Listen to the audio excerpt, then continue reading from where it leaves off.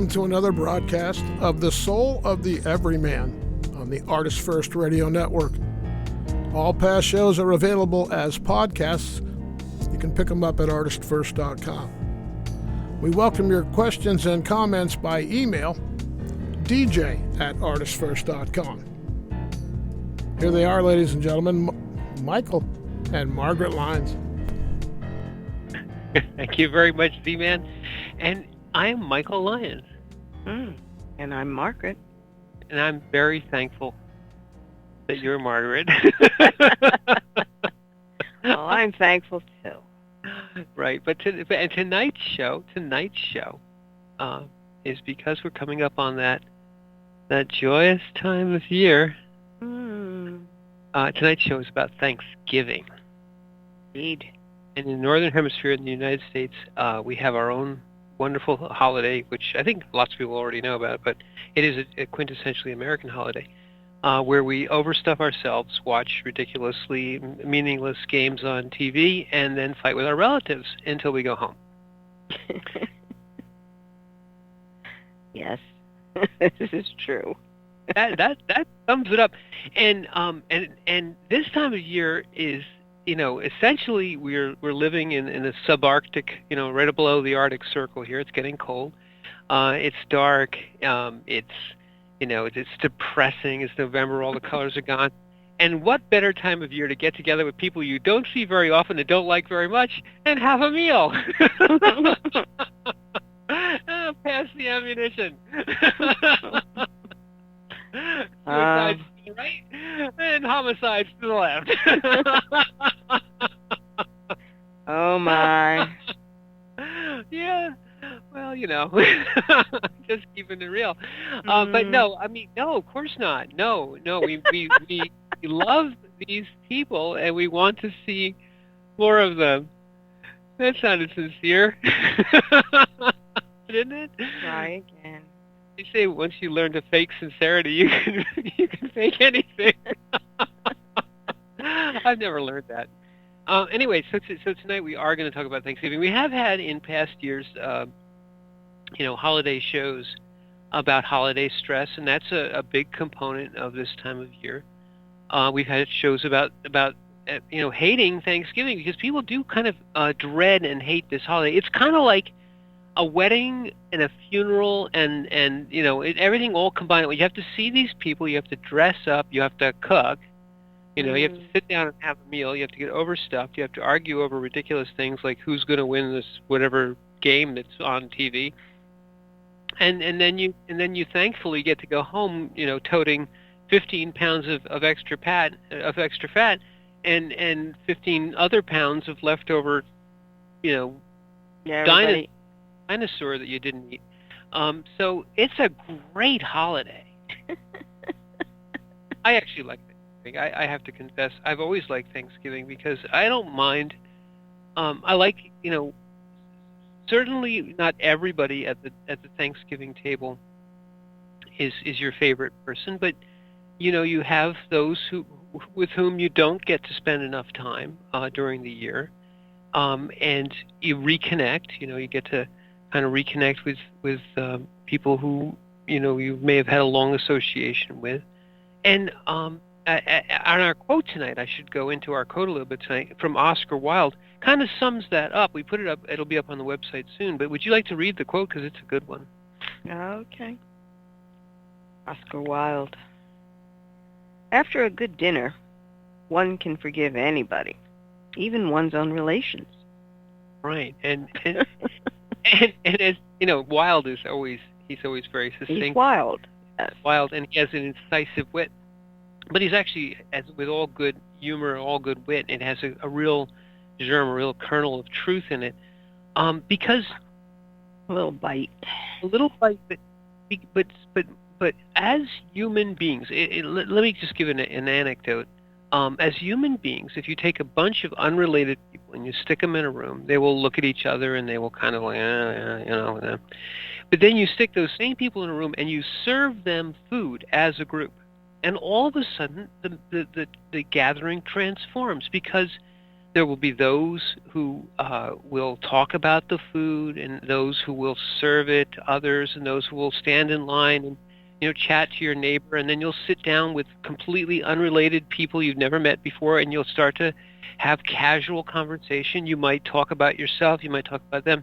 It becomes suddenly a community, because as human beings, as through millions or certainly hundreds of thousands of years of society, one thing that made community was eating together. Yeah. No, that's true. Like that story we used to read the children, Stone Soup. Yeah, soup from a stone, yes. Yeah. Go ahead. I don't know if people know it. Go ahead, give them the deal. Oh, well, there were two traveling, so they were soldiers, and they were hungry, and the townsfolk were just sort of looking at them because they weren't from around here. But they got talking, and he was saying, I have this incredible recipe for soup from a stone. And they went, no, you can't make soup from a stone. Oh, yes, the most delicious soup you've ever had. But I'm going to need more than just the stone. It's like, oh, okay, well, I've got a few carrots here. This is one group. Well, don't they first say, well, he says, well, I'll need a pot of water. Right. And maybe a few sticks for a fire. And they're like, oh, well, that sounds good. Still, it's soup from a stone, soup from a stone. That's the theme all the way through. It's like, soup from a stone. It's going to be, people are all excited. How do you get soup from a stone? See the miracle. Yeah. Yeah. So and it begins with that, okay, a pot and some water, and let's get the fire started so to get it going. And then gradually each household began to contribute a little of this and a little of that. Well, remember, he involves them. The engagement of the soldier is to say, well, I'm stirring. He's stirring it and stirring it. Everyone's watching and waiting for the miracle. And he goes, it needs a bit of spice. And he goes to his comrade, do you have a bit of, whatever, pepper or something to throw in there? And he says, oh, yes, I think I have some here. And so the community, the sharing begins among them, but they almost ignore everybody else. Because if you want to draw people in, ignore them. And they'll think, oh, they must be talking about me. if you very, very, very, very under your voice, it's and people will immediately lean in because they want to know if you're talking about them. Versus if you yell and if you say, oh, I need this and I need that, they'll immediately reject you. So you're concentrated it's just like digging the hole in the sand type of thing. You're concentrated on this one thing, and people are always curious. Yeah. What are you doing, and how are you doing it? Right. Oh, can I help? Yeah, can I help? Because it looks interesting, and you think, well, if I help, maybe I'll get some of, I'll be in first in line to get something. And it's an activity which it has this kind of, it draws people in. It's like, oh, that looks like fun. He's stirring. He's got a fire. He's got this magic stone. I want to be part of that. So Thanksgiving, not soup from a stone, but Thanksgiving dinner, for however many you have at your Thanksgiving dinner table, is something like that. Everyone, in its best form, everyone brings something to the table, and it isn't necessarily a food, or they bring themselves, they bring their company, they bring their brokenness and their healingness and their ability to listen, their ability to talk, and their foibles and their idiosyncrasies and their grunts and groans and pains. All those things come. It's a human package. It's not perfect, as none of us are, but yet part of community is realizing that we all have to eat. Right. And that this one is fatter and this one is thinner and this one eats more and this one eats less. We're all different, but we all have to eat. We're all different. We all have different problems, but we're all going to sit down and share this sustenance with each other. And there are those who are going to need a little help, and those who want to do too much, and those who will spill something, and those who will clean up something, and those who will set up the table, and those who will take down. So it all becomes, we fall roles. And as human beings, we're very comfortable in certain roles, and so it becomes, something that I can do and I can contribute to the oldest to the youngest. Um, and you then almost naturally start saying, well, how's this one? How's that one? What are you doing this? What are you doing that? So the conversation begins, and you build this amazing sense of relationship. You have with some of these people a bound-in relationship. I'm so and so's daughter. I'm so and so's father. I'm so and so's uncle. I'm so and so's grandfather. Whatever it is, blah blah blah. These are just the labels. But then once you start to you start to come together and sit and talk and share, sometimes those labels will change. Well, I'm the one who's going to listen, and this is the one who's going to wash, and this is the one who's going to talk about themselves endlessly, and this is the one who's going to drink too much. But each of us. Nanny. My nanny had a wonderful phrase at family gatherings. She used to say, "I just love it. I just love watching people. I love when they get drunk and they slide under the table." Yeah. I was like, okay. And I think it was the watching people, and Nanny, interestingly enough, was somebody who would do a lot for a lot of people all the time. But then, she got her own sort of enjoyment out of it, even though she might have been, from someone's point of view, you say, well, you're doing all this work, and why are they even worth it? But yet she would get the enjoyment of their company, of almost, enjoying how they would perhaps overindulge. She would hear from them how wonderful her food tasted, and she would get a satisfaction of just watching them eat, no matter how much they ate. And as a good Italian nanny and grandmother would do, is pushing more food on them. No, just eat some more, eat some more. But at the end of the day, see, this is the thing. Each one of us has individual traits that become woven together, part of the tapestry of our community. And not every thread is strong, and not every thread is going to match well with every other thread. There's some dissonance, there's some idiosyncrasies, there's some threads which are more difficult and others which are less. But yet, the human tapestry that you can see written small in a Thanksgiving meal or any kind of community meal is woven, and in weaving it becomes a thing unto itself, and perhaps stronger than each individual was by themselves. One thing you'll see, why people hate Thanksgiving is that they have to adapt a little bit. They have to change their persona. They have to perhaps allow for someone else's needs, which may be something that they never do under any other circumstances. But so-and-so, oh, well, they're my mother, I have to, da, da, da. Well, yeah, you can make all this big deal out of it, that how much you don't like doing it. But at the end of the day, you feel a relationship and a bond which makes you adapt, which stretches you a little out of your little comfort zone, out of your tiny little box, and makes you have to extend yourself a little bit, And it builds you, your character, your patience, your builds character. Yes. Well, it does. Come on now. I was thinking those exact words, and you said them. I said, "Oh yeah, it builds character. It's good." It does. Well, I mean, we've all had situations where you've had maybe one elderly member of the family, and they're losing their memory, or they're going to tell the same story over and over again because it's the one they remember, and not remember that they told it to you already. So you realize that this is part of that aging process, and because you realize that all this is going on, you make a little more room Maybe you have a limit on how many times you hear the same story, and you pass it on to another member of the family.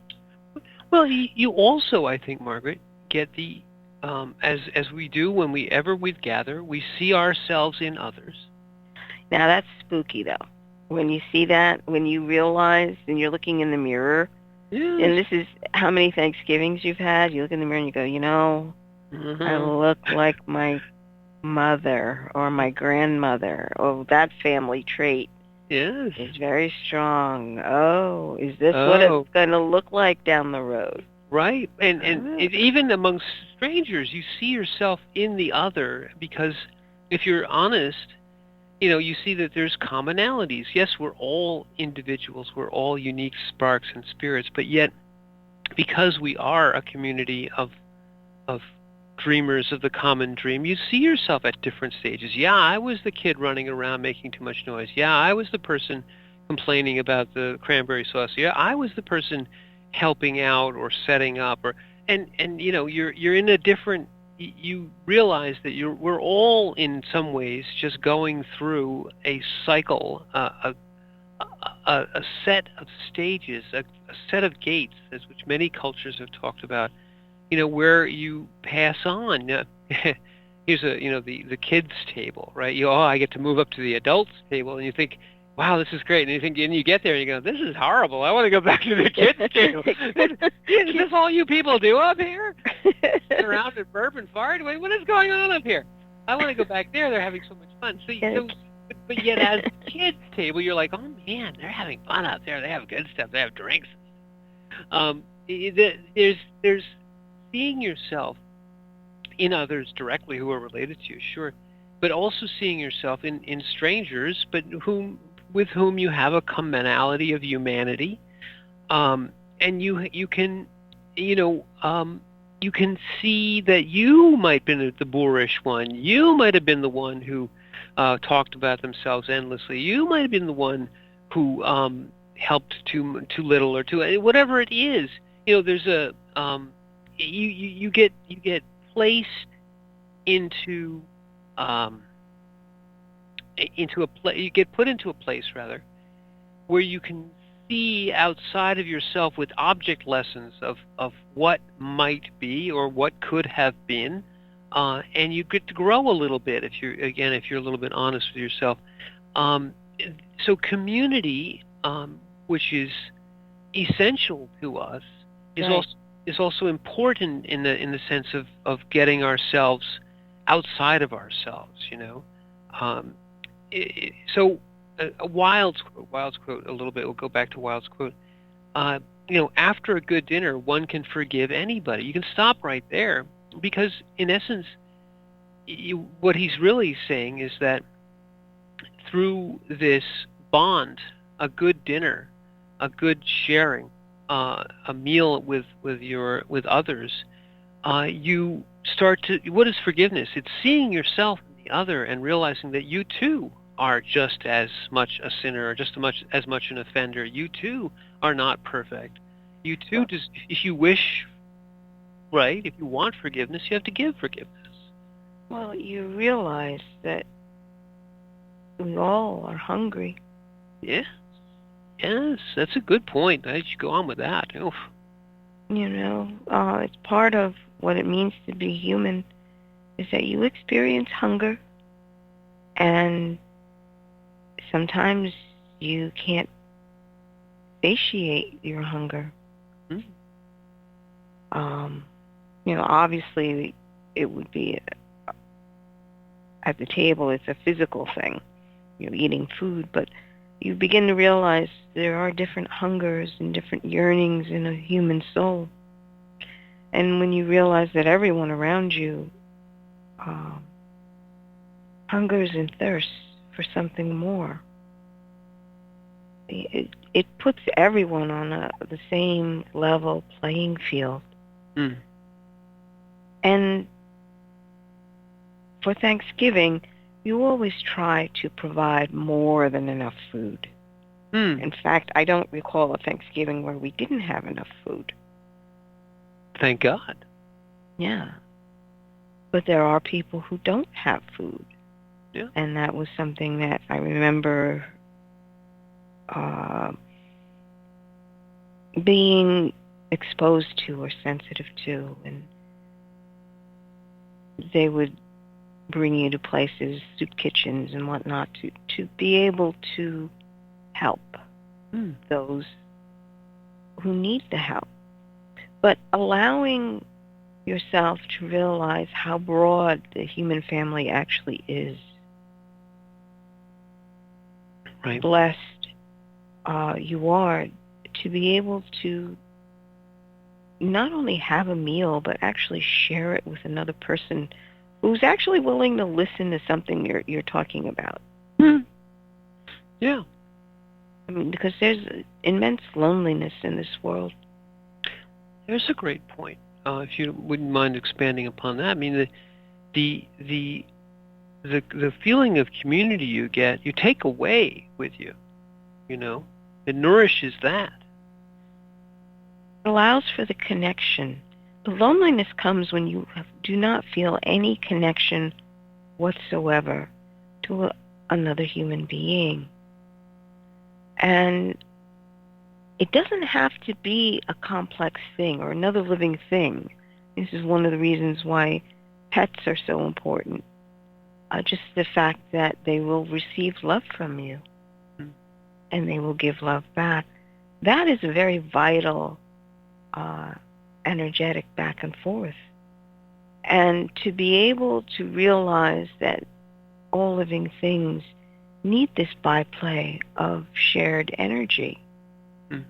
You can't exist without the energy being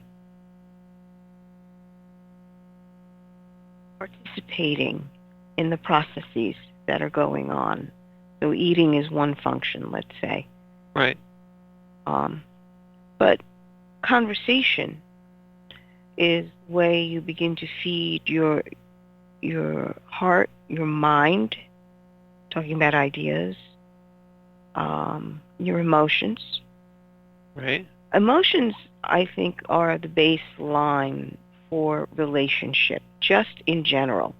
So whatever the emotion is, good or bad, you love this person, you hate this person. Still a connection. What is it with the kids? You know, any attention is good. If I can't get positive attention, I'll go for negative. Well, yes, and that's not just kids, but yes.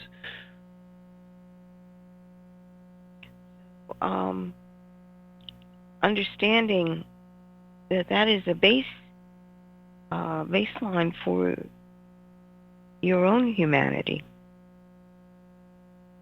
There are times when all you are craving is some type of interaction. Yeah. And craving is the word. You mentioned it a couple of times. You know, we need the relationship. We need the community. We need to both acknowledge our loneliness, our need for this, as well as to nourish and fill that empty spot. And you know, holidays, which we hate, we also love. We know because you mentioned emotions, relations. You have a relationship with a holiday. As the basis of any relationship, the emotion. Emotion is an interesting thing because emotion is something which you both can self-engender. You can feel something about something that's not happening, and then you can react. Emotion is also something which is very much in the moment. So you can sit there and say, I hate Thanksgiving. You know, it's this, it's that, it's Uncle Fred, it's all the things, blah, blah, blah, blah, blah. And you really do. In that moment, you really hate Thanksgiving. But yet, if you drag yourself to it anyway, and most of us do, willing or unwilling, you sit there and go, well, you know, this year it's not so bad. You know, my Aunt Mary, she just didn't have all that. And you kind of work yourself into a portion of the whatever portion of this that you will accept, because there is in this emotion, you said negative and positive, in this negative and positive emotional flow, in hating and loving and enjoying and eschewing, Thanksgiving, you get the emotional feedback. You actually nourish yourself in both ways. The emotion flow is like battery charging, and your emotions charge the air and charge the other person, and back and forth. Yes, of course, you can come away with a negative charge or a positive charge, but you need the charge. The worst is to be totally dead, to have no interaction, to be alone, to be in what's the worst type of imprisonment? Solitary confinement. It's worse in many ways than death. If you are placed into a situation where you can no longer interact with anybody, you're starved. Even if here's another one, Margaret. Babies have a failure to thrive, even with adequate nutrition and with adequate everything given to them that they physically need. If you don't give them the emotional energy exchange, they do not do well. They don't develop. Yeah, no, that's what they found out. Yeah. Many research data. Yeah. Through decades. It's just amazing. Yeah. But the babies fail. We need this. You can't treat a human being like it's some type of stock animal. Or is like it's an automaton, right? Right. Well, no, You go ahead. No, your point is better. Stock animal, like something that's in a cattle. Well, I was thinking about when Hitler had implemented that program where he wanted to create the Aryan race. Yes. And he had they paired up male and females, and when the babies were born, they were being taken care of not by the mother. Oh right, yeah. Yes, exactly. The idea of sort of societal, the society will take care of it. Yeah, and these children did not thrive at all. Right. But that's what I mean. He was treating these people like they were stock animals. Yeah, I see. Like breeding stock. Breeding stock. Yeah. I'm not inviting him to Thanksgiving. Hitler is right out. You know what else is right out? Let's go back to the studio. Let's have a little break on the note of Hitler, and we'll be back afterwards to hate Thanksgiving some more.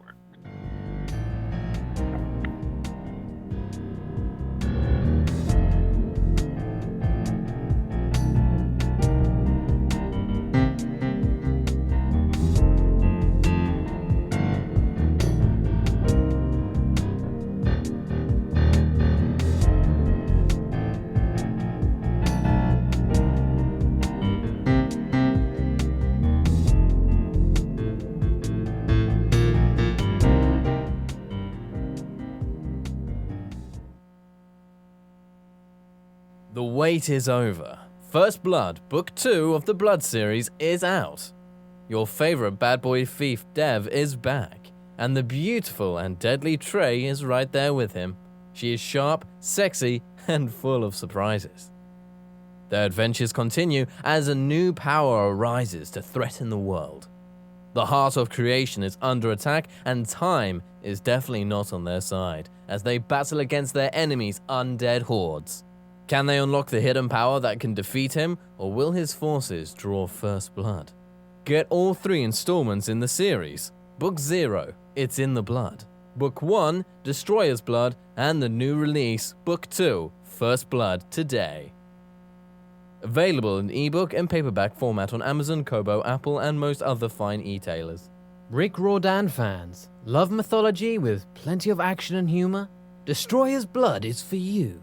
The new fantasy novel by award-winning author Michael Lynes is Book 1 of the Adventures of Dev Kalian, the Blood series. Follow Dev and his magic sword Betrayer as they are suddenly attacked and forced to return to Olympus to fight in a war they want no part in. The world of men and gods is about to be destroyed by Zeus's ancient foe, and only Dev and Trey can stop him. The conflict never stops, and the amazing twist will have you on the edge of your seat. Act now while the ebook is on sale for only 99 cents. Destroyer's Blood is available on Amazon.com, Barnes & Noble, iTunes, Kobo, and fine e-tailers everywhere. And while you're there, get the free prequel, It's in the Blood, available for a limited time. Hi, this is Hannah Ruth from the band Wild Hum. Check out our new Americana Soul CD, Wild Hum, at our website, wildhummusic.com. And you are listening to the ArtistFirst Radio Network. Thank you. The Fat Man Gets Out of Bed is the latest book from Michael Lyons, the award-winning author of There is a Reaper.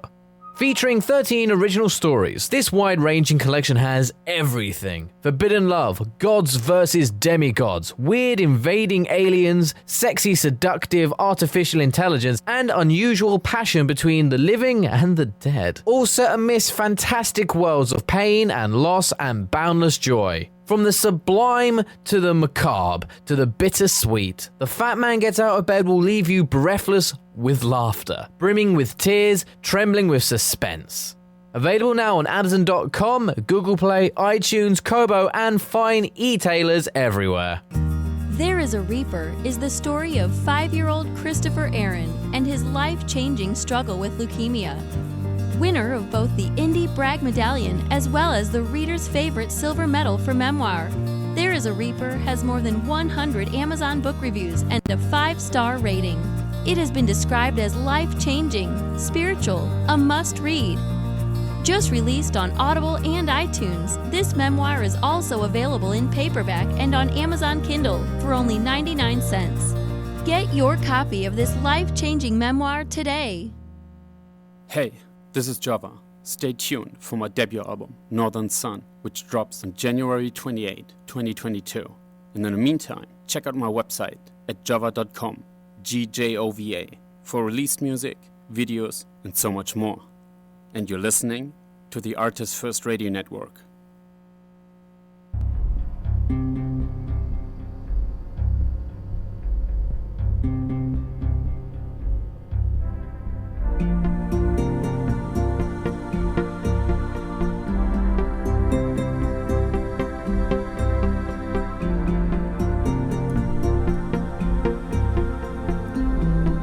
Thanks for joining us on The Soul of the Everyman. Something we're thankful for are your co-hosts, Michael and Margaret Lyons.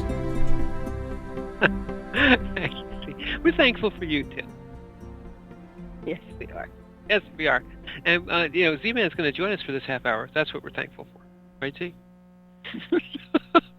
He hates us. Anyway, but that's the essence of Thanksgiving, you see. He hates us. He loves us. He loves us. He hates us. We have wonderful discussions during the break, and we're back. Here we are. Back. And but I think in this half hour we have been talking a little bit about community and a little bit about how community is built through a meal. But there is the negative side to the whole thing. There are those many people who stress over this time of year. First of all, in the northern hemisphere, the days are getting shorter and shorter and shorter, and then there's an actual syndrome. I think everybody suffers from it to some extent, which is basically you get into a depressive state from having less and less sunlight. It probably harkens back to mammalian hibernation tendencies and body rhythms, circadian rhythms. But most everyone feels great when they have a lot of sun and a lot of vitamin D, and then at this time of year you're starting to feel down and you're starting to feel more low, let's say, because of the lack of sunlight. Then you throw on top of it sort of stress. You have to go here, you have to go there, you have to get all this stuff together, you have to go meet these people, you have to have this meal, then you have to decorate the house, and you have to get a tree, then you have to run on your way to Christmas or whatever holiday that you celebrate, and buy all these gifts and spend all this money, and people just get all wound up in sort of talking themselves into a frenzy. So part of, besides the essential need to forgive and be forgiven in a Thanksgiving meal, is the other part of it is, and we talked about this in other shows, Margaret, is that you have to center, you have to ground, you have to remain in a place of of um, of centered balance. In other words, don't let the uh, the Madison Avenue and all the obligations take you away from your center. It's easy to say, but you have to practice this idea of now. You can't this time of year you kind of borrow. Oh, it's going to be dark forever. Or you borrow into, or you buy into. Oh, I got to do all these things, and you kind of are pushed into the future or into the past, and all off center and all off balance, and it contributes to a lot of some of the negative feelings people have about this holiday or about Christmas or about any time, any of the holidays during this year. So, maintaining balance is always something that you have to be aware of doing. You have to make it a habit form to take stock of what you're doing now. Are you thinking, worrying about something? Or are you lost in memories all the time? It's very tricky because the mind just slips right into it. The mind does not want to be engaged. I think maybe that's one thing that people don't realize. The mind wants to be constantly going. And it just makes for crazy if you overindulge your mind. To allow yourself just to be without the thinking is a trick. Because in essence, what you're trying to do is turn off that thinking process. Just turn it off. And frankly, I think it's easier for guys to do than women. What? Oh, yes, that's definitely easier for us. Yeah, I'd say so. I think that may be true, but I'm not so sure that the stress isn't equally felt by both sexes. But go ahead. I didn't mean to change. I agree with you. Women tend to have many more things up in the air and going, and feel more responsibilities for making this and making that and doing this and doing that. Really, I don't know how many women I've heard say, I can multitask. I'm very proud of the ability to multitask. Well, multitasking means that you have your mind going constantly because you have to be aware of everything. And frankly, it is something that you do need when you've got kids around because you got to be aware whether or not they're going to get themselves into trouble somehow. Children just go. And they just count on the fact that, yeah, Mom will save me. well, just, I'm okay. I'm okay. Something good will happen, even when if I try something that maybe I shouldn't. I just have that. So, in essence, you figure out as a parent, it's better just to be aware of your surroundings and what's going on to intercept instead of having to spend time in, like, the ER. Yes.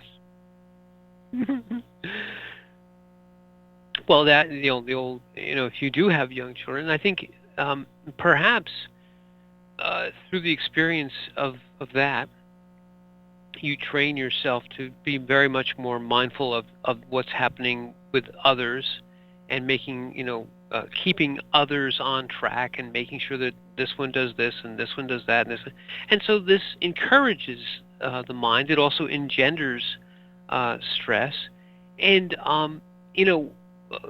a certain type of toxicity in a relationship can occur when someone in the relationship, we won't say whom, and it could be either, will infantilize or in other ways kind of turn the other into their child or into their child substitute.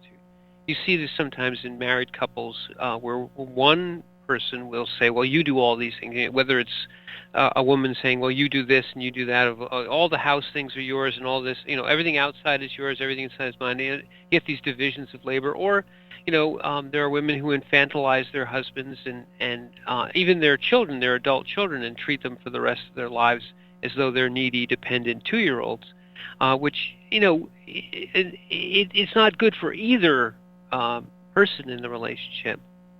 But I think we're getting a little off track. The constant spin is encouraged by many things.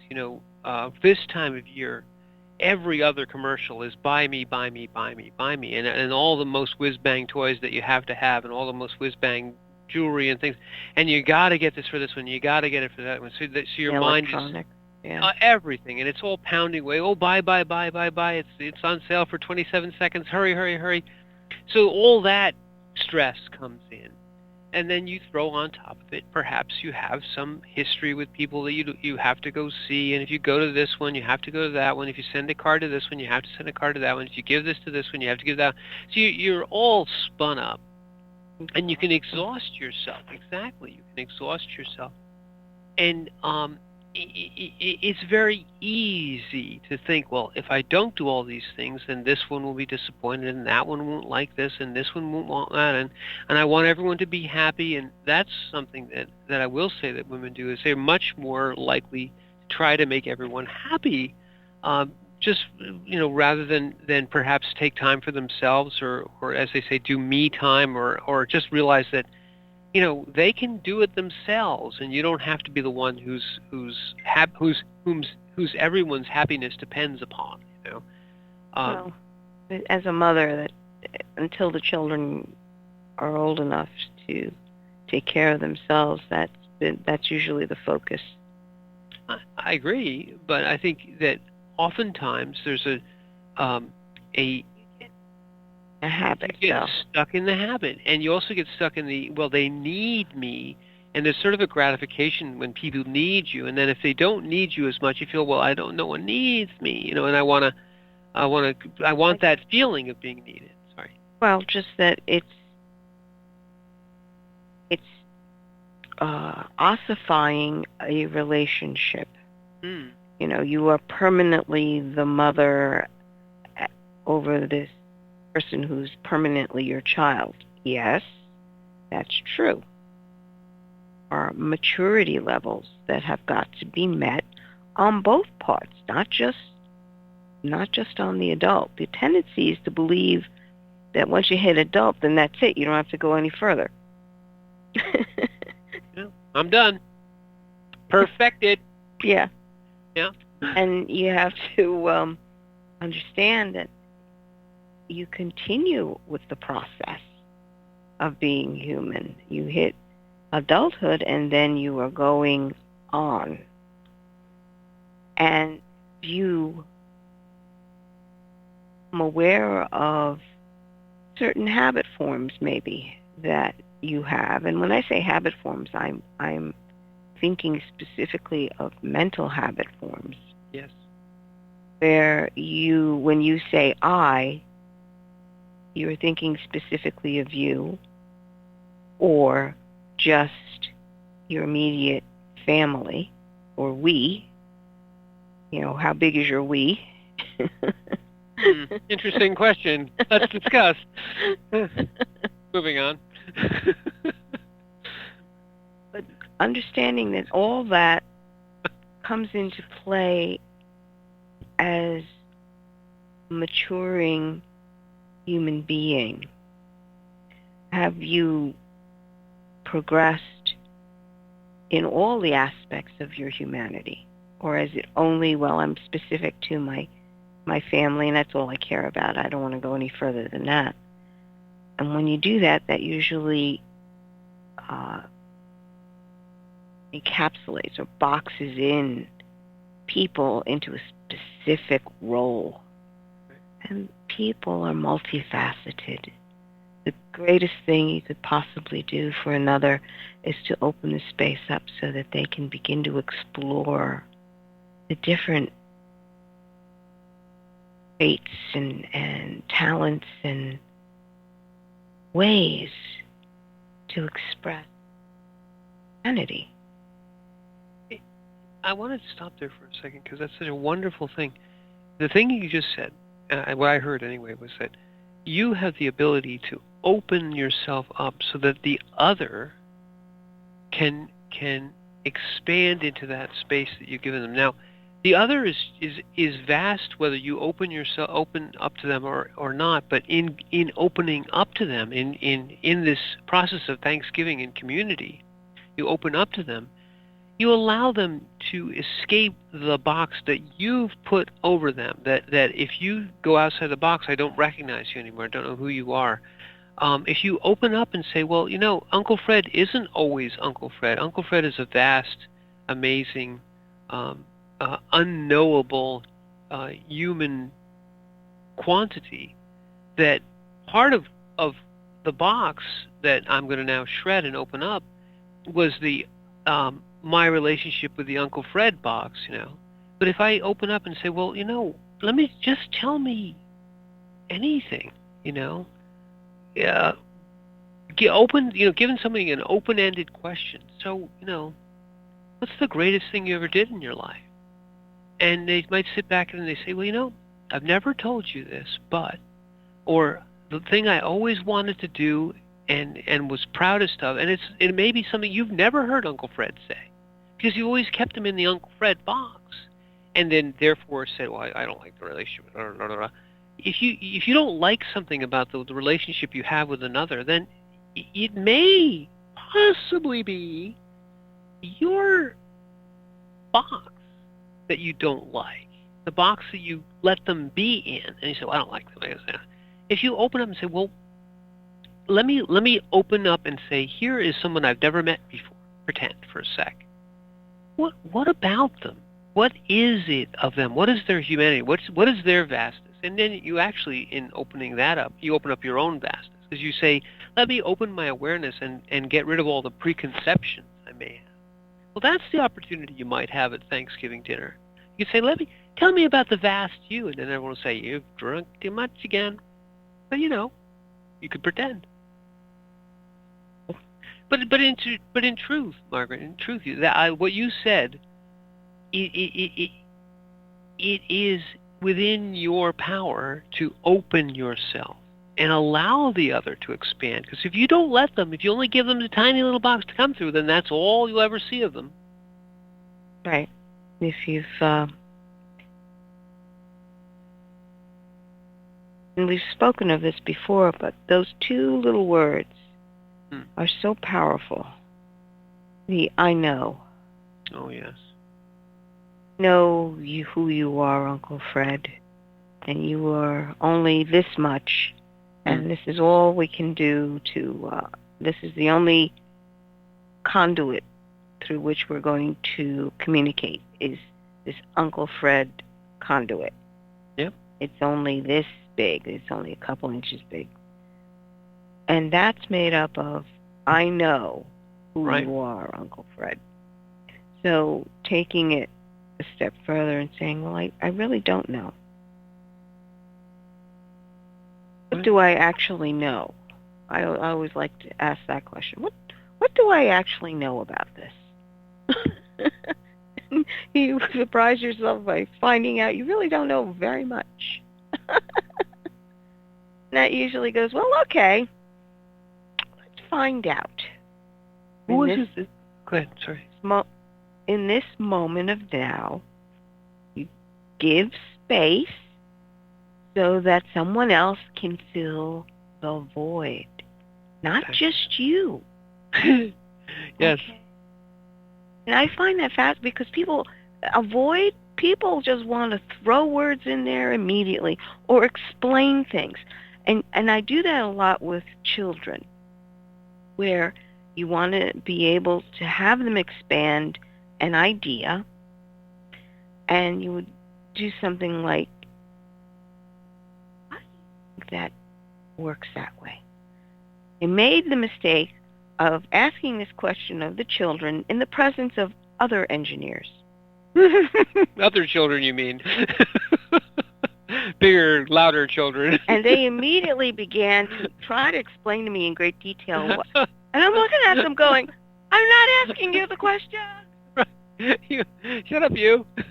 It's like, oh, I'd like to hear what such and such has to say about this. And then you sort of give them a hairy eyeball to make them stop, because they're like, oh, Oh, yeah, okay. it's not all about me.